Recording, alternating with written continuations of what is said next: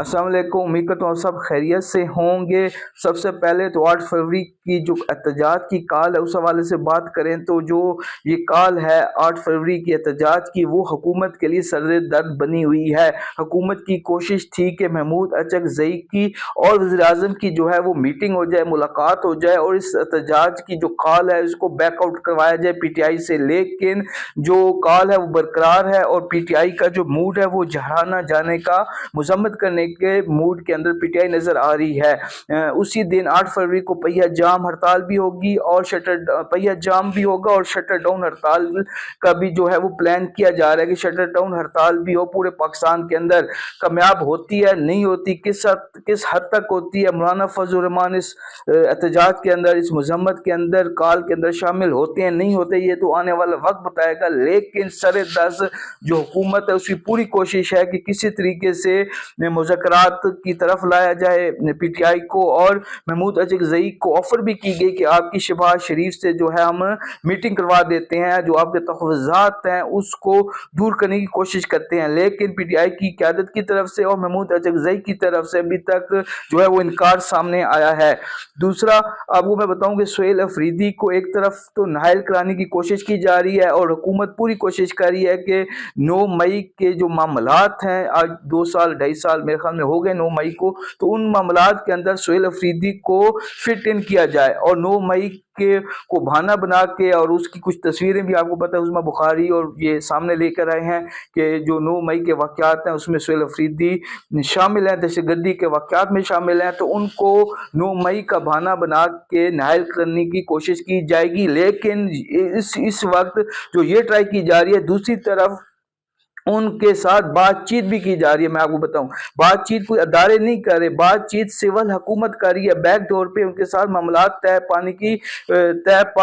पाने की कोशिश की जा रही है कि जो 8 फरवरी के मामलात हैं उसके ऊपर भी एहतजाज जो है उसके ऊपर भी उनको एतमाद में लिया जाए, उनसे यानी कि कहा जाए कि वो पीटीआई ये ना करे। दूसरा सिक्योरिटी ऑपरेशन के हवाले से, मिलिट्री ऑपरेशन के हवाले से जो केपीके के अंदर मामलात हैं उस हवाले से भी ऑन बोर्ड उनको लिया जाए। तो बैक डोर के ऊपर सुहेल अफरीदी के साथ मुज़ाकरात भी किए जा रहे हैं और बातचीत भी हो रही है, लेकिन वो बातचीत का जो एजेंडा है उसके अंदर ये सुहेल अफरीदी की तरफ से शामिल किया गया है कि ये जो बातचीत होगी ये ऑन बोर्ड होगी, ऑन एयर होगी, सबके सामने होगी। जो फैसले होंगे वो सिर्फ डायरेक्ट रूम की हद तक नहीं होंगे, जो फैसले होंगे सिक्योरिटी के हवाले से या जो भी मामलात हैं उन हवाले से, तो वो मैं अवाम को बताऊंगा। तो इस चीज़ के ऊपर जो है बातचीत हो रही है। तो एक तरफ तो हुकूमत उनको इंगेज कर रही है 9 मई के मामलात के अंदर, लेकिन दूसरी तरफ हुकूमत जो है वो बैकडोर मामलात भी उनके साथ ठीक करने की कोशिश कर रही है। तीसरा, इस वीडियो के आखिर में मैं आपको बताऊं कि जो 28वीं तरमीम है उसके हवाले से, वो मैंने आपको पहले बताया था कि जो जून में बजट आना है उससे पहले इन्होंने वो 28वीं तरमीम को पास करवाना है। अब उसके अंदर अगर सूबों के मामलात और NFC अवार्ड के हवाले से चीज़ों को छोड़ दें, फिर जो निसाब है उसके अंदर बहुत ज़्यादा तब्दीली लाई जा रही है, वो भी मैंने बताया था। लेकिन बहुत अहम चीज़ जो है उसके अंदर लाने की कोशिश की जाएगी, वो एक तो ये है कि जो वोटर्स की जो मुद्दत है,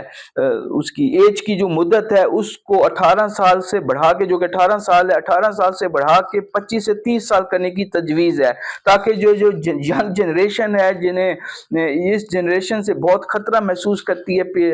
मौजूदा हुकूमत और मौजूदा एस्टेब्लिशमेंट, तो ये जो यंग जनरेशन है वो